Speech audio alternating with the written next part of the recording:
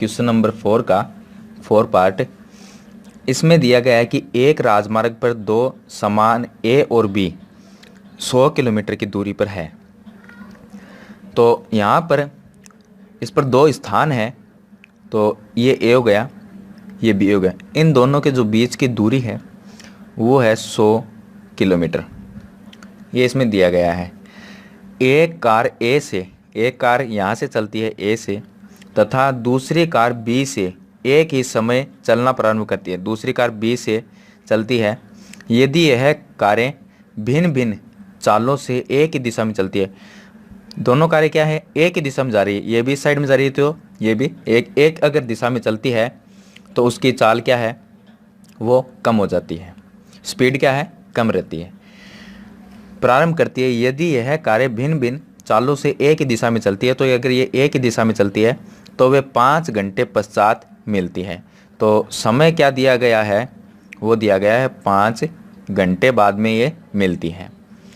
ये थोड़ा सा क्वेश्चन में मिस प्रिंटिंग है। इसमें लिखा है कि दोनों कारों की चाल ज्ञात कीजिए, और यहाँ पर थोड़ा सा मिस प्रिंटिंग ये है यहाँ पर, क्योंकि इसमें ये भी आना चाहिए कि 1 घंटे बाद में ये मिलती है विपरीत चाल से। तो समय ये तो एक ही दिशा में चल रही है, अगर विपरीत दिशा में जाए तो 1 घंटे पश्चात मिलती है। ये लिखना है यदि ये कारें भिन्न भिन्न चालों से विपरीत दिशा में चलती है तो 1 घंटे पश्चात मिलती है। ये इतना मिस प्रिंटिंग है इसके अंदर, ये अपने क्वेश्चन में आप लिख लेना। चलिए, इसके बाद में हमें ज्ञात करनी है दोनों कारों की चाल ज्ञात कीजिए। तो मान लेते हैं यहाँ पर कि पहली कार की चाल उसको मान लेते हैं x किलोमीटर प्रति घंटा, और दूसरी कार है उसकी जो चाल है उसको मान लेते हैं, मैं ये कोमा कोमा लिख देता हूँ, उसको मान लेते हैं y किलोमीटर प्रति घंटा। ये दोनों कार की हम चाल मान लेते हैं।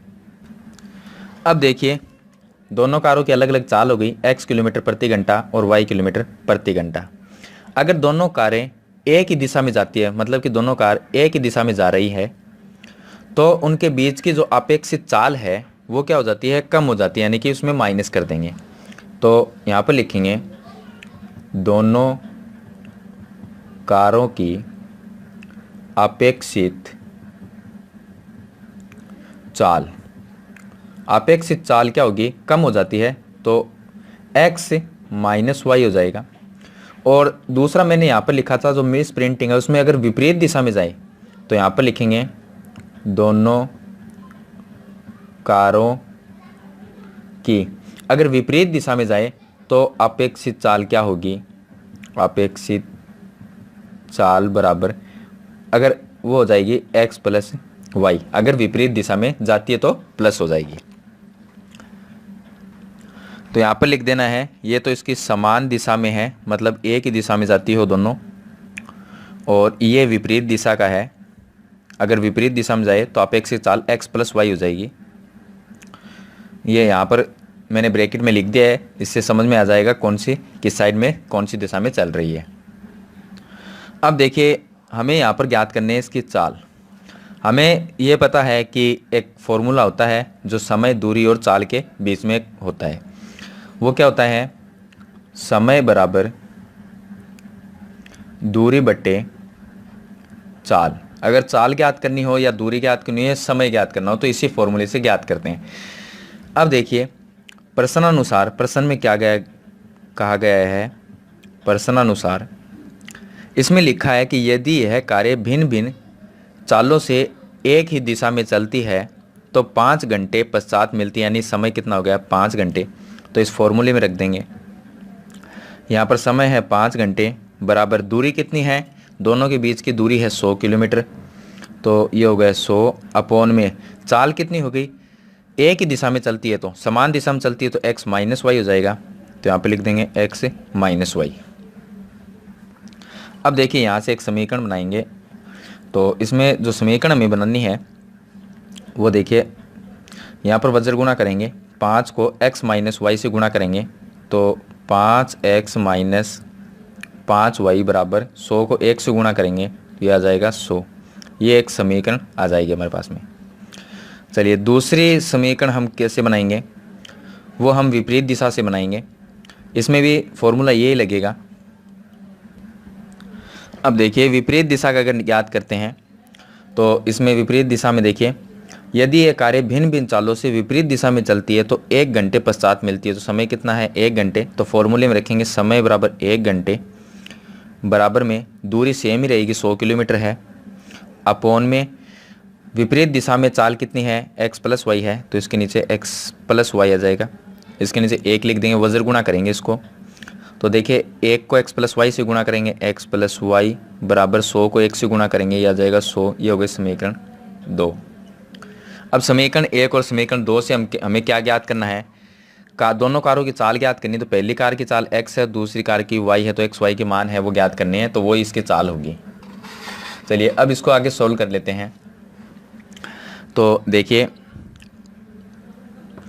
ये समीकरण 1 और समीकरण 2, तो इसमें हमें क्या करना है, समीकरण 1 समीकरण 2 है, उनको हम लिख के देखते हैं यहाँ पर, या हम ऐसा करेंगे, इस अगर पूरी समीकरण के अंदर, समीकरण 1 के अंदर पूरी समीकरण के अंदर 5 का भाग दे सकते हैं, क्योंकि यहाँ पर 5 और यहाँ पर 5 और 100 में भी 5 का भाग जा सकता है। तो समीकरण 1 में 5 का भाग देने पर, 5 का अगर इसमें पूरी में भाग देंगे तो बराबर के चिन्ह के इस साइड में 100 लिखा, उसमें भी भाग देंगे तो जो भाग की संख्या होती है वो गायब रहती है इसमें। तो यहाँ पर x हो जाएगा, माइनस में 5y में 5 का भाग देंगे तो y आ जाएगा, बराबर में 100 में 5 का भाग देंगे कितना आएगा, 20। ये समीकरण हो जाएगी 1, 2 और ये समीकरण नई बन गई तो इसको नाम दे देंगे 3। अब समीकरण 3 और 2 रह गए हमारे पास में। चलिए समीकरण 3 और 2 को क्या है, ऊपर नीचे लिखते हैं और विलोपन विधि से सरल कर लेंगे। तो समीकरण 2 है हमारे पास में x प्लस वाई बराबर 100, और समीकरण 3 है x माइनस वाई बराबर 20। ये समीकरण 2 है, ये समीकरण 3 है। अब देखिए x तो बराबर है, लेकिन y है वो प्लस माइनस में अलग अलग है, तो हमें लिखना है यहाँ पर। चलिए मैं समीकरण को एक बार दोबारा दूसरे पेपर में लिख देता हूँ यहाँ पर इसमें, कि x प्लस वाई बराबर 100 ये समीकरण 2 है, और x माइनस वाई बराबर 20 ये समीकरण 3 है। चलिए अब यहाँ पर हमें देखिए 2 और 3 समीकरण है, यहाँ पर x और x बराबर है, y ये प्लस में, ये y माइनस में। तो अगर एक जैसी संख्या और अलग अलग चिन्ह के साथ में हो तो हम क्या लिखेंगे, वहाँ पर हमें घटाने पर नहीं लिखना है, वहाँ पर लिखना है जोड़ने पर। तो समीकरण 2 में समीकरण 3 को जोड़ देंगे। तो यहाँ पर लिखेंगे समीकरण 2 में समीकरण 3 को जोड़ने पर। चलिए जोड़ने का मतलब है कि इसके जो चिन्ह है वो सेम टू सेम ही रहेंगे, इसके चिन्ह में कोई चेंज नहीं करना है। तो देखिए x और x कितने x हो गए, 2x, ये plus y minus y cancel हो गया, बराबर में 100 में 20 प्लस करेंगे 120 हो जाएगा। तो x बराबर 120 में 2 का भाग देंगे कितना आ जाएगा, 60। और ये क्या है, चाल है, तो किलोमीटर प्रति घंटा लिख देंगे। तो पहली कार की चाल x का मान आ गया, दूसरी की लिखते हैं तो x का मान 60 आया है, वो हम समीकरण या तो 2 में रखेंगे या 3 में रख देंगे, किसी में भी रख देंगे। तो यहाँ पर मैं लिख देता हूँ x का मान समीकरण 2 में रखने पर। चलिए समीकरण 2 में रख देता हूँ। तो समीकरण 2 है हमारे पास में, x प्लस वाई बराबर 100 है, इसमें x का मान 60 रखना है, तो x की जगह तो 60 प्लस में y आ जाएगा, बराबर में ये हो जाएगा 100। आगे इसको सरल करेंगे तो देखिए 60 इस साइड में चला जाएगा तो माइनस में हो जाएगा, तो y बराबर कितना रहेगा, 40 रहेगा। और इसके आगे लिख देंगे किलोमीटर प्रति घंटा। तो x क्या था हमारे पास में, पहली कार की चाल है, तो यहाँ पर लिख देंगे पहली कार की चाल बराबर 60 किलोमीटर प्रति घंटा, और दूसरी कार की चाल है वो हमारे पास में 40 किलोमीटर प्रति घंटा। y का जो मान आया था वो मैंने यहाँ पर लिख दिया। तो ये था इसका क्वेश्चन नंबर 4 का 4 पार्ट, जो मैंने सरल करके आपको बता दिया है। चलिए इसके बाद में क्वेश्चन नंबर 4 का लास्ट है 5 नंबर क्वेश्चन। चलिए उसको सरल करते हैं। चलिए शुरू करते हैं क्वेश्चन इस 4 का 5 नंबर जो लास्ट क्वेश्चन है। इसमें दिया गया है कि एक आयत का क्षेत्रफल 9 वर्ग इकाई कम हो जाता है यदि उसकी लंबाई 5 इकाई कम कर दी जाती है और चौड़ाई को 3 इकाई बढ़ा दिया जाता है। यदि हम लंबाई को 3 इकाई और चौड़ाई को 2 इकाई बढ़ा दें तो क्षेत्रफल 67 यानी 67 वर्ग इकाई बढ़ जाता है। आयत की विमाएँ ज्ञात कीजिए। विमाएँ का मतलब होता है आयत की लंबाई चौड़ाई ज्ञात करनी है। तो आंसर में यहाँ पर लिखेंगे माना आयत की लंबाई, आयत की जो लंबाई है उसको हम मान लेंगे x, मान लेंगे x इकाई, और इसकी जो चौड़ाई है, आयत की चौड़ाई है, उसको मान लेंगे y इकाई मान लेंगे। अब देखिए आयत की लंबाई और चौड़ाई हमारे पास में हो तो उसका क्षेत्रफल निकाल सकते हैं। तो आयत के क्षेत्रफल का फॉर्मूला होता है लंबाई इंटू चौड़ाई। तो यहाँ पर लिख देंगे आयत का क्षेत्रफल। आयत का क्षेत्रफल क्या होगा? लंबाई गुणा चौड़ाई बराबर लंबाई कितनी है x और चौड़ाई कितनी है y, दोनों को गुणा करेंगे क्या आएगा xy। ये होगा वर्ग इकाई। अब देखिए अब हमें प्रश्न के अनुसार इसको सरल करना है। तो यहाँ पर लिखेंगे प्रश्नानुसार। प्रश्नानुसार में क्या कहा गया है कि एक आयत का क्षेत्रफल 9 वर्ग इकाई कम हो जाता है यदि उसकी लंबाई 5 इकाई कम कर दी जाती है। तो अब प्रश्न के अनुसार क्या होगा? आयत की लंबाई, आयत की लंबाई हमने कितनी मानी थी? x मानी थी। लेकिन इसमें क्या है 5 इकाई अगर कम कर देंगे तो x में से 5 इकाई कम कितनी होगी? x माइनस 5 होगी। और उसके बाद में चौड़ाई है आयत की, वो देखिए 5 इकाई कम कर दी जाती है और चौड़ाई को 3 इकाई बढ़ा दिया जाता है। तो हमने चौड़ाई क्या मानी थी? y मानी थी, और क्वेश्चन में है 3 इकाई बढ़ा दिया जा रहा है तो चौड़ाई क्या हो गई? y मानी थी, तो उसमें +3 कर देंगे। ये हो गई लंबाई और चौड़ाई। अब देखिए ये लंबाई और चौड़ाई हो हमारे पास में तो आयत का क्षेत्रफल क्या होगा? तो यहाँ पर लिखेंगे आयत का क्षेत्रफल क्या होता है? फॉर्मूला लंबाई गुणा चौड़ाई होता है। तो लंबाई कितनी है? x माइनस 5 और चौड़ाई कितनी है? दोनों का गुणा करेंगे y प्लस 3 बराबर में। अब देखिए इसका क्षेत्रफल क्या होगा? वो हमें दिया गया है कि 9 वर्ग इकाई कम हो जाएगा, ये दिया गया है क्वेश्चन में। तो यहाँ पर लिख देंगे 9। तो यहाँ पर देखिए क्षेत्रफल हमारा क्या था? x माइनस वाई था। देखिए x माइनस वाई था तो क्षेत्रफल तो ये था, और कम कितना हो जाता है? 9, तो -9 इस तरह से लिखना है एक्स वाई माइनस 9। अब देखिए इसको यहाँ से सरल करेंगे तो हमारे पास में देखिए ये दोनों ब्रैकेट गुणा में है तो गुणा करेंगे, x को y से गुणा करेंगे, x को 3 से गुणा करेंगे प्लस में 3x, और उसके बाद में -5 को y से गुणा करेंगे माइनस में 5y, और -5 को 3 से गुणा करेंगे तो माइनस में 15 बराबर में xy माइनस 9। अब इसको सरल कर लेंगे। देखिए बराबर के चिन्ह के इस साइड में एक्स वाई प्लस में है, ये भी एक्स वाई प्लस में है, कैंसिल हो जाएगा। हमारे पास में रह जाएगा ये 3x है, माइनस में ये 5y, ये 15 इस साइड में जाके प्लस में हो जाएगा तो +15 में से -9 निकाल देंगे, कितना रह जाएगा? 6 रह जाएगा। इसको नाम दे देंगे समीकरण 1।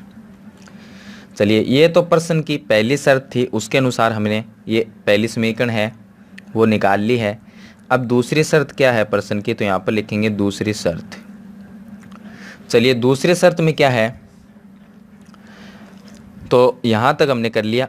अब यदि हम लंबाई को 3 इकाई और चौड़ाई को 2 इकाई बढ़ा दें, मतलब लंबाई और चौड़ाई को बढ़ाना है, तो हमारी आयत की लंबाई x थी तो लंबाई को तो कितना बढ़ाना है, 3 इकाई, चौड़ाई को बढ़ाना है 2 इकाई। तो दूसरी शर्त के अनुसार आयत की लंबाई क्या होगी, हमारी लंबाई थी x थी, तो इस बार हमें क्या करना है, 3 इकाई बढ़ा देना है, तो x + 3 हो जाएगा। और चौड़ाई क्या हो जाएगी, चौड़ाई को कितनी बढ़ाना है, 2 इकाई बढ़ाना है। तो y थी हमारी चौड़ाई, तो उसमें क्या करेंगे, y + 2 कर देंगे। तो अब देखिए, इतना करने के बाद में आयत का जो क्षेत्रफल है वो क्या होगा, हमारा क्षेत्रफल कितना था, xy था। तो आयत का क्षेत्रफल, यहाँ पर देखिए क्षेत्रफल में क्या होता है, लंबाई गुणा चौड़ाई होता है। तो लंबाई ये है, चौड़ाई y + 2 है, दोनों का गुणा। तो x + 3 गुणा में y + 2 और बराबर में, यहाँ पर आयत का क्षेत्रफल xy था तो वो लिखेंगे xy। अब देखिए 2 इकाई बढ़ा दे तो क्षेत्रफल कितना हो जाता है, 67 वर्ग इकाई बढ़ जाता है। बढ़ने का मतलब प्लस कर देंगे, तो इसमें प्लस कर देंगे 67। जैसे कि इसमें माइनस किया था, 9 किया था, तो 9 क्या हुआ, वर्ग इकाई कम हो गया था इसलिए माइनस कर दिया, और 67 वर्ग इकाई बढ़ गया है तो प्लस कर दिया। अब देखिए इससे समीकरण निकालेंगे, दोनों ब्रैकेट को गुणा करेंगे। तो x को y से गुणा करेंगे xy, और x को 2 से गुणा करेंगे तो 2x, 3 को y से गुणा करेंगे प्लस में 3y, 3 को 2 से गुणा करेंगे प्लस में 6, और बराबर में ये xy + 67 है, xy + 67। xy से xy कैंसिल हो जाएगा। उसके बाद में देखिए ये 2x और 3y, तो यहाँ पर लिख देंगे 2x प्लस में 3y, ये 6 है, इस साइड में चला जाएगा। तो 67 में से -6 निकाल देंगे, कितना बचेगा, हमारे पास में रह जाएगा 61। ये समीकरण आ जाएगी हमारे पास में 2। समीकरण 1 ये है, समीकरण 2 ये है। दोनों से हमने क्या मानना था, उसका मान निकालना है। तो लंबाई हमने मानी थी x और चौड़ाई हमने मानी थी y, तो लंबाई चौड़ाई x y का मान ज्ञात करना है। चलिए ज्ञात करते हैं। चलिए मैं एक बार फिर से इस समीकरण को लिख लेता हूँ। समीकरण फर्स्ट ये है, 3x माइनस में 5y बराबर में 6, ये समीकरण 1 है। और समीकरण 2 को भी लिख लेता हूँ, वो हमारे पास में ये समीकरण है, 2x प्लस में 3y बराबर में 61, ये समीकरण हमारे पास में 2 है। चलिए मैंने यहाँ पर इसमें लिख ली है। अब देखिए दोनों समीकरण से x y का मान ज्ञात करेंगे, तो इसमें से कोई भी संख्या इसमें क्या है, बराबर नहीं है, तो इसको पहले हम बराबर लिखेंगे। अब देखिए बराबर लिखने के लिए क्या करेंगे, हम x की जो संख्या उनको बराबर करेंगे। तो यहाँ पर 3x को अगर 2 से गुणा कर दे 6x हो जाएगा, और 2x को 3 से गुणा कर दे तो 6x हो जाएगा। तो इस तरह से बराबर कर सकते हैं, किसी भी संख्या से गुणा करके बराबर कर सकते हैं। चलिए समीकरण 1 को यहाँ पर लिखेंगे, समीकरण 1 को 2 से तथा समीकरण 2 को 3 से गुणा करने पर। अब देखिए समीकरण 1 को क्या करना है, 2 से गुणा करना है। चलिए करते हैं। 3x को 2 से गुणा करेंगे 6x, 5y को 2 से गुणा करेंगे 10y बराबर में 6 को 2 से गुणा करेंगे 12, इसको नाम दे देंगे समीकरण 3। और उसके बाद में समीकरण 2 है, इसको गुणा करना है हमें 3 से। तो 2x को 3 से गुणा करेंगे 6x प्लस में 3y को 3 से गुणा करेंगे, ये हो जाएगा 9y बराबर में 61 को 3 से गुणा करेंगे 3, और ये हो गए 18 यानी कि 183, इसको नाम दे देंगे समीकरण 4। अब देखिए x की संख्या 6x और 6x दोनों तरफ बराबर हो गई, दोनों के चिन्ह है वो प्लस के हैं, मतलब एक जैसे हैं, तो हम लिखेंगे घटाने पर। तो मतलब कि समीकरण 3 माइनस समीकरण 4, यानी कि समीकरण 3 में से समीकरण 4 को घटाने पर। चलिए इसको घटाने के लिए इसके चिन्ह है वो चेंज करेंगे, ये माइनस, ये प्लस है तो माइनस, ये प्लस है तो माइनस। अब देखिए 6x से 6x कैंसिल हो गया, 10y और माइनस में 9y दोनों माइनस में हो गए, तो माइनस में कितने हो गए 19y बराबर में 183 में से 12 माइनस कर देंगे, तो माइनस में रह जाएगा 1, और यहाँ पर रह जाएगा 7, और 1, 171 रह जाएंगे।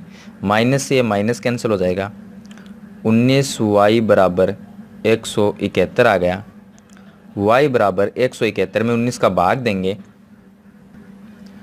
तो अब देखिए इसका जो मान आएगा 19 का भाग देंगे 171 में तो आ जाएंगे हमारे पास में 9, यानी कि 9 आ जाएगा। यह तो आ गया y का मान। अब क्या करेंगे, x का मान निकालना है तो y का मान या तो समीकरण 3 में रख देंगे और या समीकरण 4 में रख सकते हैं, या समीकरण 1 में या 2 में किसी में भी रख सकते हैं।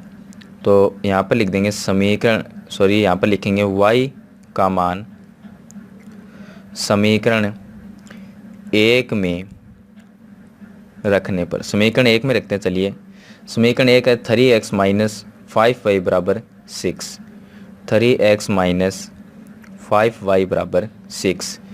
इसमें y का मान 9 रखना है, 3x माइनस में 5, y का मान रखेंगे 9 बराबर में 6 लिख देंगे। 3x माइनस में 9 को 5 से गुणा करेंगे 45 बराबर में ये हो गया 6, ये हो गया 3x, 45 इस साइड में चला जाएगा तो प्लस में हो जाएगा, तो यहाँ पर आ जाएंगे 6 प्लस 45 और 3x बराबर 45 और 6 हो गए हमारे पास में 51। तो x बराबर 51 में 3 का भाग देंगे कितना आएगा 17, यह आ जाएंगे 17। y का मान हो गया 9, x का मान हो गया 17। x हमने मानी थी लंबाई और y मानी थी चौड़ाई, तो आयत की लंबाई तो हो गई 17 इकाई और इसकी जो चौड़ाई है वो हम लिख देंगे, चौड़ाई बराबर y का मान कितना है 9, तो 9 इकाई हो जाएगी।